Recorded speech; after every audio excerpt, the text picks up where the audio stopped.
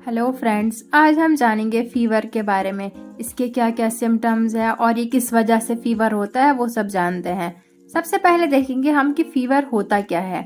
Fever जो है इसे हम कहते हैं हाइपरथर्मिया या पायरेक्सिया भी कह सकते हैं इसे। फीवर जो होता है ये हमारी बॉडी का जो टेम्परेचर होता है वो इंक्रीज हो जाता है। ये क्या होता है, असल में जो हमारी बॉडी का इम्यून सिस्टम होता है उसका रिस्पांस होता है। जब कोई इन्फेक्शन होती है तो हमारा इम्यून सिस्टम जो है वो इन्फेक्शन के खिलाफ लड़ता है हमारी बॉडी में, जिसकी वजह से फीवर आ जाता है। ये उसका एक साइन होता है फीवर। हमारी बॉडी का जो नॉर्मल टेम्परेचर होता है वो होता है 37 डिग्री सेल्सियस, यानी कि अगर हम फ़ारेनहाइट में उसे कन्वर्ट करेंगे तो वो होता है 98.6 फ़ारेनहाइट। ये हमारी बॉडी का नॉर्मल टेम्परेचर होता है। लेकिन जब हमारी बॉडी का टेम्परेचर बढ़ जाता है, जो एडल्ट्स होते हैं, अगर 38 डिग्री सेल्सियस उनका टेम्परेचर हो जाता है तो उसे हम फीवर मानते हैं। और बच्चों में अगर 37.2 degree Celsius to 38 degree Celsius temperature बढ़ जाए तो उसे हम कर सकते हैं कंसिडर कि ये फीवर है बच्चों में। फीवर के क्या क्या कॉजेज हैं, यानी किस वजह से फीवर आ जाता है। एक, अगर फ्लू हो या कोल्ड हुआ उस वजह से, यानी जुकाम सर्दी में फीवर आ जाता है। कोई भी इन्फेक्शन हुई उस वजह से आ जाता है, या ज्यादा सनबर्न की वजह से आ सकता है फीवर, या कोई भी वैक्सीनेशन जैसे कि टेटनस के बाद फीवर आ जाता है। फूड पॉइजनिंग हो उसकी वजह से हो सकता है। ब्लड क्लॉट हो जाए बॉडी में तो उसकी वजह से फीवर आ सकता है। या कोई भी हम एंटीबायोटिक मेडिसिन लेते हैं उसकी वजह से फीवर आ जाता है। या कोई भी इन्फ्लामेटरी डिजीज हुई हो, या बच्चों में अगर उनमें दांत आ जाते हैं, बच्चों में जो छोटे छोटे बच्चों में दांत आने लगते हैं तो उनमें बहुत ज्यादा फीवर आ जाता है। इसके क्या क्या सिम्टम्स हैं फीवर के। बहुत ज्यादा सर दर्द होता है, शिवरिंग होती है यानी कांपना, इंसान को ठंड लगती है, डिहाइड्रेशन होती है, मसल्स में पेन होती है और वीकनेस आ जाती है, बहुत ज्यादा वीकनेस आ जाती है। भूख नहीं लगती है, यानी कोई चीज खाने का मन नहीं करता है। फीवर के क्या क्या ट्रीटमेंट है। हमें रेस्ट लेना चाहिए। अगर थोड़ा सा फीवर हो, जैसे कि मामूली थोड़ा सा फीवर हो, तो उसमें हमें रेस्ट लेना चाहिए। हमें बॉडी को इन्फेक्शन के खिलाफ लड़ने देना चाहिए, उस चीज में हमें रेस्ट लेना चाहिए, जिसकी वजह से खुद ब खुद फीवर ठीक हो जाता है। बहुत ज्यादा फ्लूइड पीना चाहिए, यानी कि हमें वाटर पीना चाहिए, बहुत ज्यादा पानी पीना चाहिए, क्योंकि हमारे फीवर के दौरान क्या होता है, बहुत ज्यादा वाटर लॉस होता है, डिहाइड्रेशन होती है, इसलिए बहुत ज्यादा पानी हमें पीना चाहिए।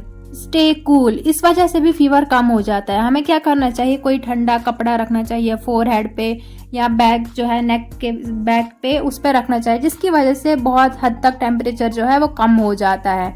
OTC मेडिकेशन, जिन्हें हम कहते हैं ओवर द काउंटर मेडिसिन।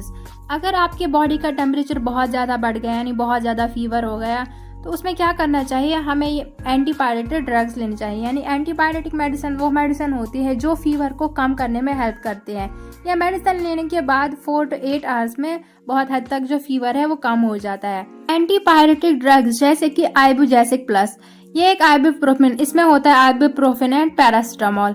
इन दो मेडिसिन का कॉम्बिनेशन है इनमें, और ये दोनों वर्क करते हैं टुगेदर, जिसकी वजह से हमारा फीवर जो है वो कम होने में बहुत हेल्प मिलती है। क्योंकि जो पैरासिटामोल है वो एक्ट करता है एज एन एनाल्जेसिक, यानी कि पेन किलर, और उसमें होता है एंटीपायरेटिक, यानी कि वो हमारे फीवर को कम करने में हेल्प करता है। लेकिन इसके कुछ साइड इफेक्ट्स भी है, जैसे कि स्टमक में पेन होती है, हार्ट के पास जलन सी फील होती है, नाउजिया हो सकता है, वॉमिटिंग हो सकती है यानी उल्टी आ सकती है, डिजीनेस यानी कि चक्कर आ सकते हैं, ड्राउजीनेस नींद आ सकती है।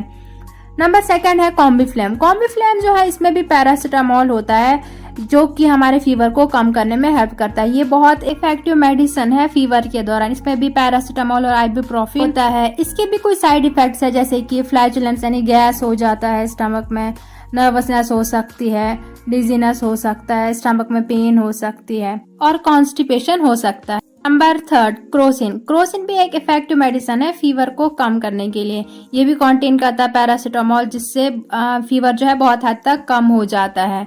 क्रोसिन जो है इसके भी कुछ साइड इफेक्ट्स है, जैसे स्टमक पेन हो सकती है, नॉजिया हो सकता है, वॉमिटिंग हो सकती है, और डार्क कलर्ड यूरिन हो सकता है। लेकिन ये जो सारी मेडिसिन है ये आपको डॉक्टर के कंसल्टेशन के बाद ही लेने चाहिए। खुद से कोई मेडिसिन ना लें, और मेडिसिन लेने से पहले जो उस पर लेबल है वो अच्छे से पढ़ें, उससे अच्छे से चेक करें पहले। क्या क्या प्रिकॉशंस लेने चाहिए ये मेडिसिन लेने के बाद। अगर आप ये मेडिसिन ले रहे हैं तो आप अल्कोहल अवॉइड करें, क्योंकि इससे आपको और भी प्रॉब्लम्स हो सकती है, और भी साइड इफेक्ट्स हो सकते हैं, चक्कर आ सकते हैं, नींद आ सकती है। प्रेगनेंसी और ब्रेस्ट फीडिंग में डॉक्टर से कंसल्ट करें। डॉक्टर के कंसल्टेशन के बिना कोई मेडिसिन यूज ना करें। ड्राइविंग से पहले अगर इनमें से आपने कोई मेडिसिन ली है तो आप ड्राइविंग अवॉइड करें, क्योंकि इससे आपको चक्कर आ सकते हैं, नींद आ सकती है। तब तक आप ड्राइविंग अवॉइड ही करें जब तक ना आपको अच्छा फील हो, अलर्ट फील हो। अगर आपको लीवर या किडनी प्रॉब्लम्स है तो भी डॉक्टर की कंसल्टेशन के बिना इनमें से कोई मेडिसिन यूज ना करें। अगर आपको आज की हमारी वीडियो पसंद आई हो तो लाइक, शेयर और सब्सक्राइब जरूर कीजिएगा।